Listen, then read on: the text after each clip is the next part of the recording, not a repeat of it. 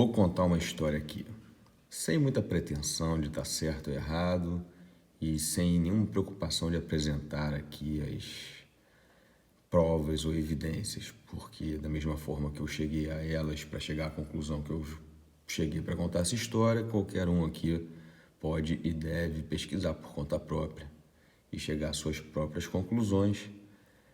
E por isso, então, vai ser um grande bate-papo para que a informação possa fluir de uma forma mais agradável, sem tantas referências bibliográficas. Claro que, no devido tempo, eu vou dar as referências merecidas de quem me ajudou a chegar até essa história, que pode ser uma ficção, mas, acima de tudo, é uma especulação e pode apresentar, talvez, algumas respostas, e principalmente aquela do porquê. A gente muitas vezes entende o como, entende o que está acontecendo, mas não sabe responder o porquê. Como eu falei, sem pretensão nenhuma, a gente vai contar uma história. E se vamos falar de geopolítica, a gente começa pela geografia, né? Todo mundo tem esse mapa bem na cabeça e ele vai ser importante para poder entender tudo o que está acontecendo e o porquê das coisas, talvez, né?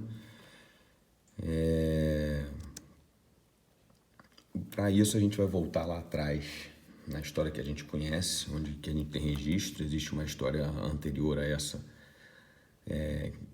anterior do ser humano, né? Talvez sim, talvez não, mas existe uma história mais antiga que a gente não conhece, porque não teve registro, mas já onde houve registro, e até mesmo os registros arquitetônicos que sobraram, nos contam muitas coisas, e vamos começar lá de trás, então.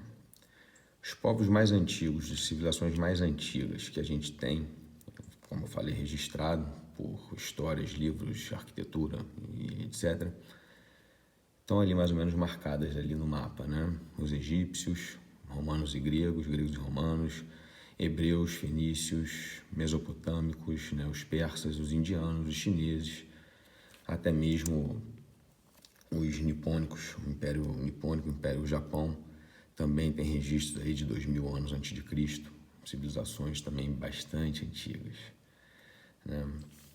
E é bem interessante a gente notar, então, que uma vez que o mapa é apresentado assim, fica já evidente uma concentração, né, interessante, voltando para aquele outro mapa, ó, fica bem interessante, né? É evidente essa concentração que existe dessas civilizações mais prósperas na história da humanidade se localizarem bem numa faixa de latitude coincidente. Você não tem um espalhamento, né? Uma dispersão humana mais homogênea, né? Bem concentrada, né? E numa latitude, né? Inclusive, em termos de povos indígenas, né? O povo Cherokee, que habitava e habita, né, o território americano, que bem diferente de povos indígenas que a gente tem registro da África, da Austrália, os aborígenes australianos, né, os povos, as tribos africanas e também os índios da América do Sul e os índios da América do Norte. Dentre todos esses aborígenes indígenas, os Cherokees, que também, né, estão exatamente nessa faixa de latitude também, são disparados aí com evidências, né, o povo indígena mais avançado, né, que de fato desenvolveu uma civilização indígena, não tribos espaçadas e separadas. Os Cherokees tinham de fato uma organização civilizacional. E essa faixa aqui, que coincide com Jerusalém, a Terra Prometida, né, e aí a gente começa,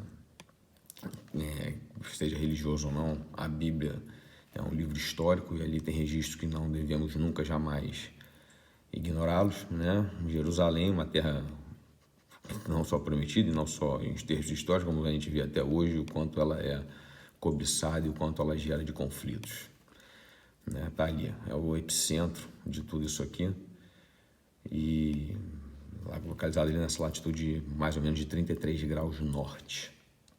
Muito interessante, né?